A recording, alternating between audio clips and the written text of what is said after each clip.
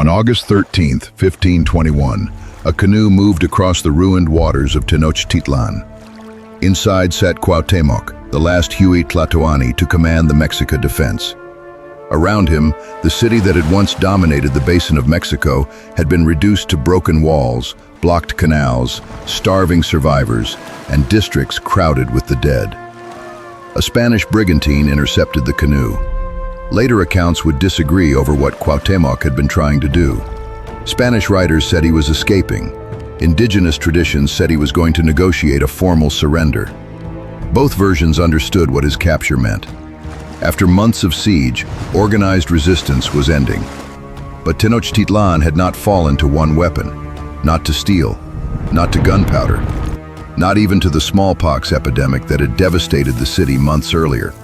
It fell beneath the combined weight of disease, starvation, destroyed water supplies, warships on the lake, political fracture, and an enormous indigenous coalition fighting beside a comparatively small Spanish force. The old legend calls this the conquest of Mexico by Cortes. The battlefield tells a darker story. Mesoamerican enemies tore down the dominant Mesoamerican power, while the Spaniards positioned themselves to control whatever survived. To understand the final siege, we must begin with a victory.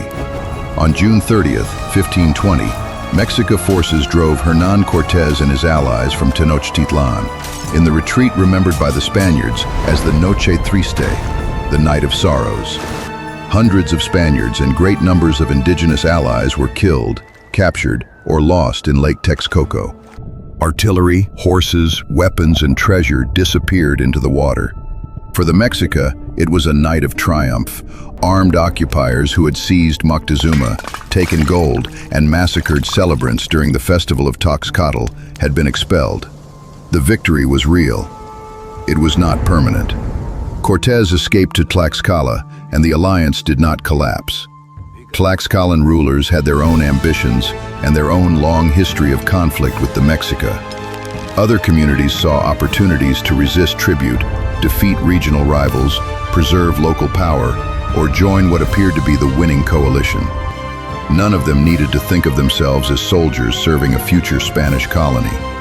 They were making decisions inside a Mesoamerican war whose final consequences had not yet become visible.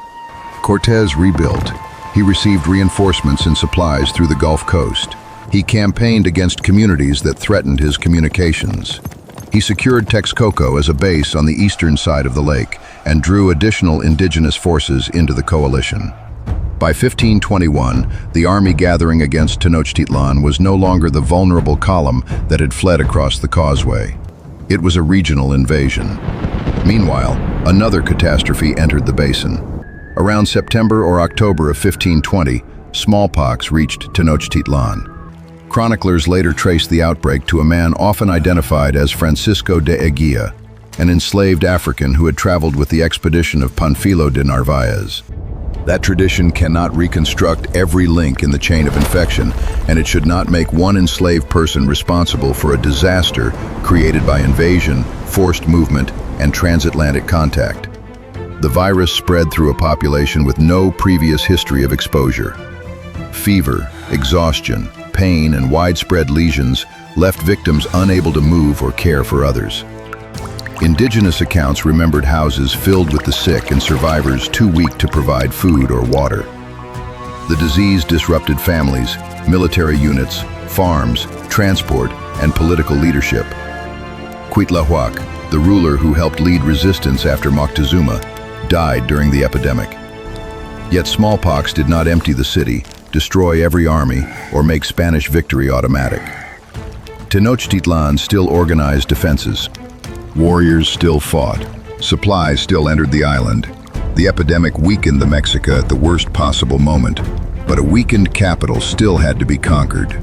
Cuauhtemoc became Huey Tlatoani and prepared for the return. He was young, although his precise age is uncertain. He inherited a city that had survived occupation, uprising, battle, political crisis, and epidemic within a single year. He also inherited the geography that had defeated the Spaniards before. Causeways restricted movement. Canals broke enemy formations. Canoes could attack from the sides. Bridges could disappear behind an advancing force. Cortés needed to take the lake away from him. His answer was 13 brigantines. Their components were prepared with crucial labor and material support in Tlaxcalan territory, transported across the mountains, and reassembled near Texcoco. Thousands of indigenous workers carried timber, supplies, sails, metalwork, and rigging. A canal was cut so the vessels could reach the lake. Armed with crews, crossbows, firearms, and small cannon, the brigantines gave the coalition mobile platforms capable of challenging Mexico war canoes and disrupting supply traffic.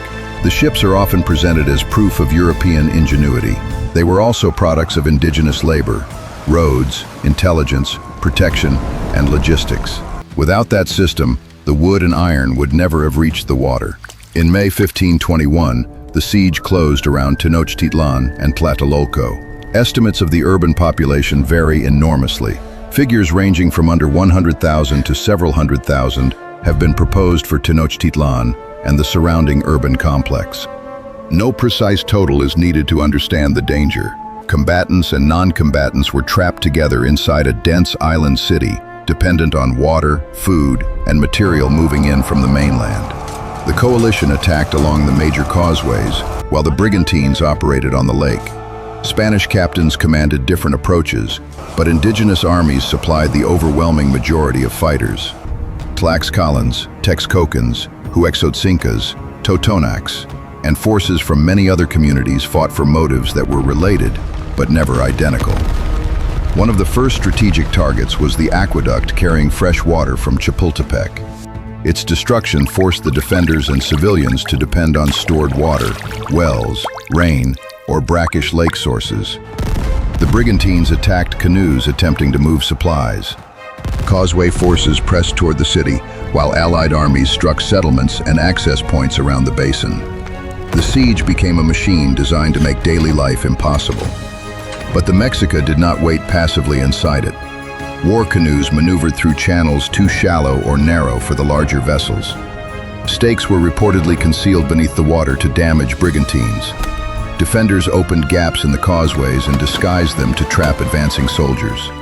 Warriors attacked from rooftops and barricades, then withdrew through streets and canals they knew intimately. Every Spanish advance risked becoming another Noche Triste. At first, coalition forces pushed into the city during the day and withdrew at night. The defenders returned behind them, reopened channels, rebuilt barriers, and recovered ground. A district declared captured in the afternoon could become hostile again before dawn. Cortés responded by changing the physical city. Buildings were pulled down, rubble filled canals and gaps. Streets were widened so cavalry and infantry could move without being cut into isolated groups. The destruction was tactical. A lake city protected by water was being converted into hard ground on which Spanish formations could operate. It was also irreversible. Homes, shrines, workshops, and palaces became construction material for the army, destroying them. The same urban design that had astonished the invaders in 1519 now had to be flattened because its survival favored the defenders. Tenochtitlan was not vanishing into the lake, it was being dismantled above it. The fighting punished impatience. During one major assault, Cortés allowed the attack to move forward before the causeway gaps had been securely filled. Mexico forces counterattacked. Spaniards and allies were driven toward the openings. Cortés himself was nearly captured, and many soldiers were taken alive. Those prisoners were later killed in ritual sacrifices visible from coalition positions. Spanish accounts remembered watching companions led up temple stairs while drums sounded across the city. The scene terrified the besiegers and briefly shook Allied commitment.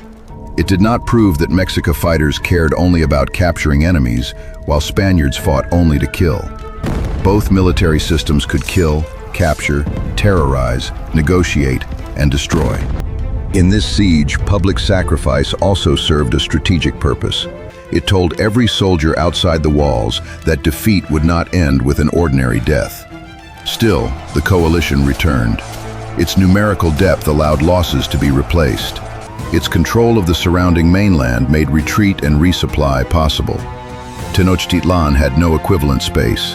Every destroyed canoe, every blocked canal, and every measure of food consumed narrowed the defenders' future.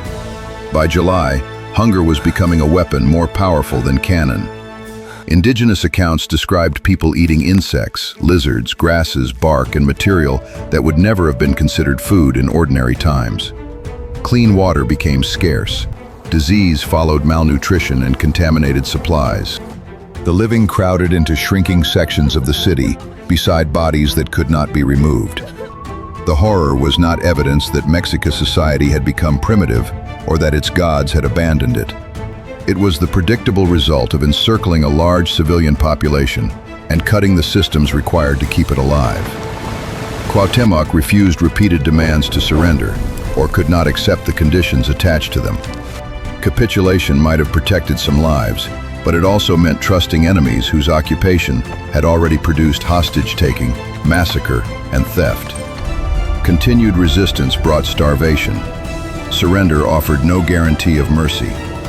The defenders chose to fight through a narrowing world. As the coalition advanced, survivors retreated north toward Tlatelolco and its once famous market. The commercial center that had impressed the Spaniards became a final military and civilian refuge.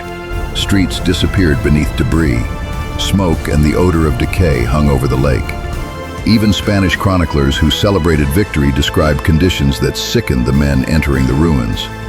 Post-conquest indigenous accounts remembered strange lights or a fire-like sign moving through the night sky near the end. We cannot treat that omen as a recorded supernatural event. It belongs to the way survivors gave form to catastrophe. The destruction was so complete that even the sky appeared to participate. By August, the remaining defense had been compressed into a small, devastated area. On August 13th, coalition forces launched their final attacks. Civilians attempted to leave through water and broken streets. Warriors continued fighting among them. Then Cuauhtémoc's flotilla moved onto the lake. Here, the narratives divide. Spanish accounts portrayed the ruler as fleeing. Indigenous versions described Cuauhtémoc, his wife, and leading nobles moving to surrender formally when a brigantine commanded by Garcia Holguin intercepted them. The difference mattered. A ruler captured while escaping could be treated as defeated quarry. A ruler offering capitulation could claim protections for his people under the rules of war, recognized by both sides. Cuauhtémoc asked to be taken to Cortés. Spanish chroniclers later gave him a dramatic speech in which he pointed to Cortés's dagger and asked to be killed because he had failed to defend the city. The words may preserve the moral meaning of the encounter, but they should not be treated as a perfect transcript. The account passed through translation and was written by men shaping the memory of their own victory. Cortés kept Cuauhtémoc alive. The ruler still possessed political value, and the conquerors immediately wanted information about treasure. His capture did not cause every weapon to fall at once. Violence continued as coalition forces entered the remaining districts. Looting, killing, enslavement, and the seizure of captives followed. Research from indigenous perspectives emphasizes that Cortés may not have possessed the authority or manpower to stop allied forces whose own conventions of victory and accumulated grievances now drove events. The alliance had won the city. That did not mean every ally had won the future. Tlaxcalans, Texcocans, Huexotzincas, and others expected political rewards shaped by Mesoamerican precedent, territory, tribute, status, and a new regional balance. Spanish colonial rule would gradually transform those expectations, preserve some privileges, violate others, and place the conquerors above the coalition that had made conquest possible. The search for gold began almost immediately.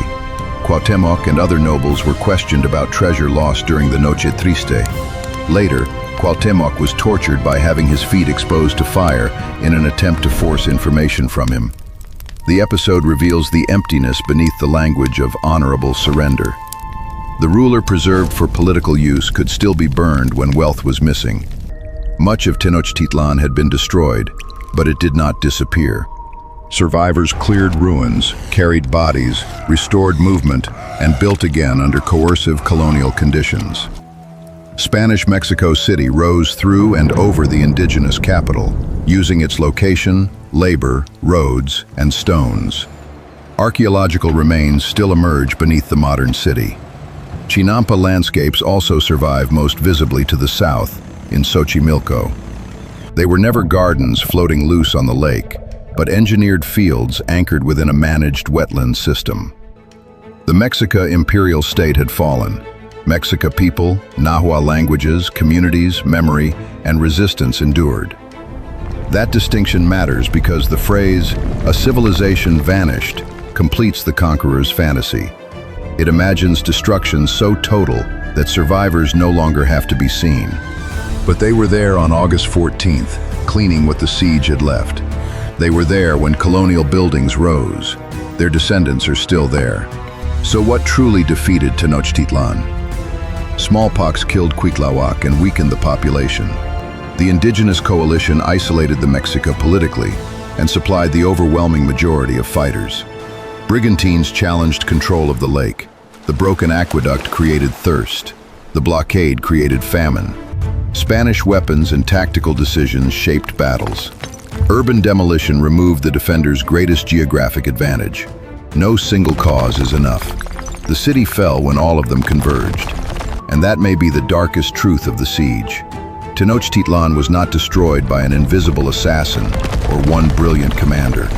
It was dismantled system by system: water, food, movement, shelter, leadership, and finally memory, until a living metropolis could no longer continue the fight. Which weapon mattered most? Epidemic disease, the coalition, control of the lake, or the deliberate starvation of the city?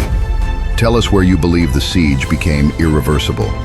This is the history ledger, where empires do not simply vanish, and every ruin contains the people who survived it.